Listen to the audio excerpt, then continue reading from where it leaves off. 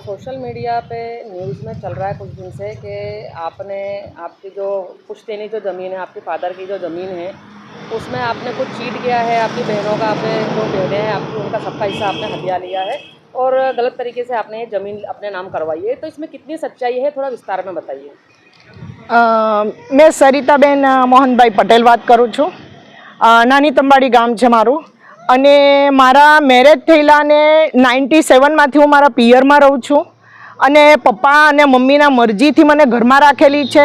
અહીંયા રહ્યા બાદ મારા બે દીકરાનો જન્મ થયો છે અને હું સમાજમાં કે મારા રિલેટિવમાં એક પ્રતિષ્ઠિત સારી વ્યક્તિ છું, સારું પ્રભુત્વ ધરાવું છું અને આ જે 97માંથી હું મારા પિયરમાં રહ્યા બાદ 2014માં મને મારા પપ્પાએ વિલ કરીને આપ્યું છે। એમાં મારા મમ્મી પણ સાથે છે, મમ્મી તેમાં સાક્ષીમાં છે, સાઇન કરેલી છે મારા મમ્મીએ। પ્લસ 2019માં પપ્પાનું મૃત્યુ થયું છે અને પપ્પાની તમામ દવાનો ખર્ચો કે એની સારવાર મેં જ કરી છે અને બે બહેનોના લગ્ન પણ મારા હાથથી થયા છે અને 2019 પછીથી પણ અમારા બધી બહેનો જોડે સારા જ વ્યવહાર હતા। આજે નાની તંબાડી ગામના અંદર ઇન્ડસ્ટ્રી ઝોન આવી ગયો છે, જેથી આ મિટ્ટી સોના બરાબર એની કિંમત થઈ ગઈ છે, જેના કારણે બધી બહેનોની નજર આ પૈસા ઉપર આવી ગઈ છે। પૈસાની લાલચ છે લોકોને। આજ સુધી બધી બહેનો કરતી અમારે મા બાપની સેવા અમારાથી થતી પણ નથી, તારે કરીને બધું લેવાનું છે। ઓલરેડી મારા પપ્પાએ મને 78 ગુંઠા જે મને વીલ કરીને આપી છે એ જ ખાલી મારા નામ પર છે, પ્લસ બાકીની બીજી 95 ગુંઠા એ બધી મારી બહેનોના નામ આજે હાલમાં પણ છે। એ જગા કોઈ આપણે ચીટ કરી નથી, જે લીગલી છે એ જ મારા નામ पर જે મને વીલ કરીને આપ્યું છે એ જ મારા નામ पर છે। सरिता बहन, आपके पिताजी ने ये जो जगह है कौन से सन में आपके नाम की, और उस समय पे आपके पिताजी की क्या कंडीशन थी, और आपके पिताजी की मृत्यु कौन से सन में हुई? मेरा पिताजी का वो टाइम पे ना मेरा पापा व्यसनी है ना कुछ, भरी तंदुरुस्ती से वो अच्छा था।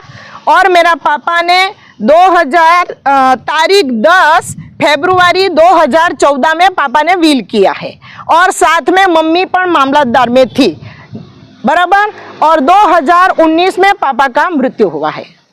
जिस समय आपके पिताजी ने ज़मीन आपके नाम की, तो आप बता रहे हो कि जैसे आपकी मम्मी भी साथ में थी, तो ये भी जो पूरा लीगली प्रोसेस कहाँ पे हुआ, और उस समय आपकी मदर फादर दोनों की कंडीशन क्या थी? दोनों अच्छे थे, ना कोई बीमार थे ना व्यसनी थे। दोनों पार्टी मामलतदार में हुआ है मैडम, लीगली है, रजिस्टर है, ना कोई चीट किया है। आज इतना 4-5 दिन से मीडिया पे मेरा वो गलत वो वीडियो वायरल कर रहा है।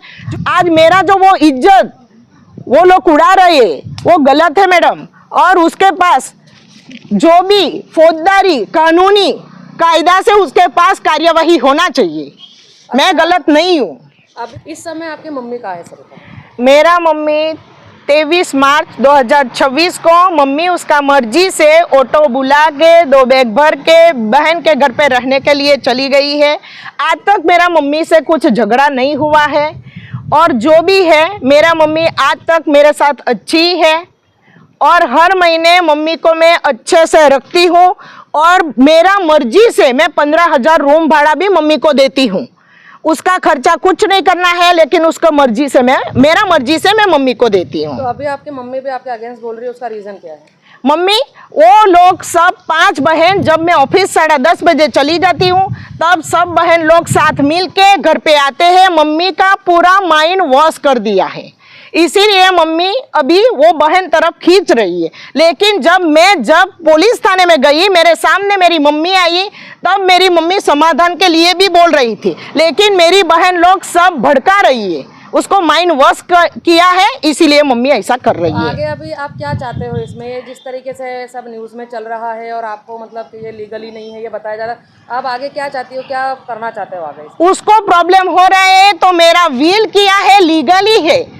वो लोग पुलिस थाने में क्यों घूम रही है? वो लीगली प्रोसेस कीजिए।